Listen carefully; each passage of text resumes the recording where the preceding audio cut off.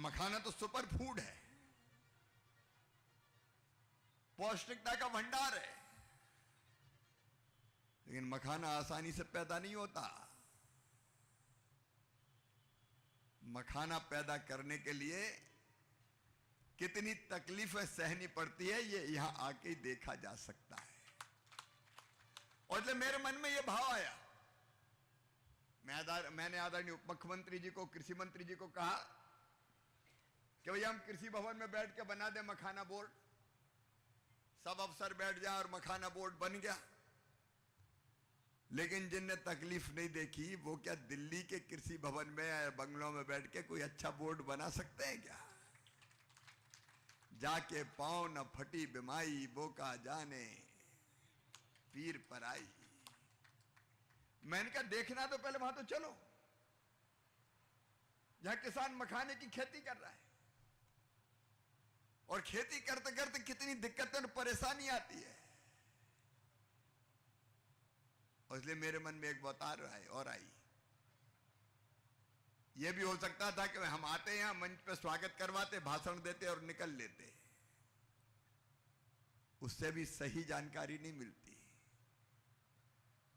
तो मन में भाव आया, रे शिवराज तू तो सेवक है, तो एक बार तालाब में पोखर में घुस जा और जाके वहां मखाने की बेल को लगा, तब तो पता चलेगा कि खेती कैसे होती है।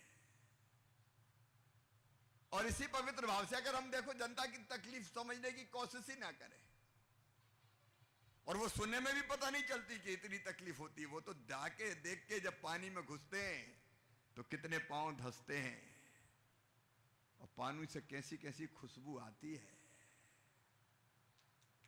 ये तो अंदर घुस के ही पता चलता है। और जब वो बेल हाथ में ली तो उसके ऊपर भी कांटे और नीचे भी कांटे। हमने कहा तुम तो शिवराज केवल मखाने खाते हो, ये कांटे देखे कभी? और इन कांटों के पत्तों को हाथ में लेके जब हमारे भाई बहन मखाना की खेती करते हैं, तो मैंने तो हाथ फेर के भी पत्ते में देखा कांटे कैसे गड़ते हैं। अच्छा, जितना लगाना कठिन है उससे ज्यादा निकालना कठिन है। अब मैंने पूछा कि निकालने के क्या क्या यंत्र होते हैं। खोंधी, डेली बांस की छड़ी से बनी रहती है,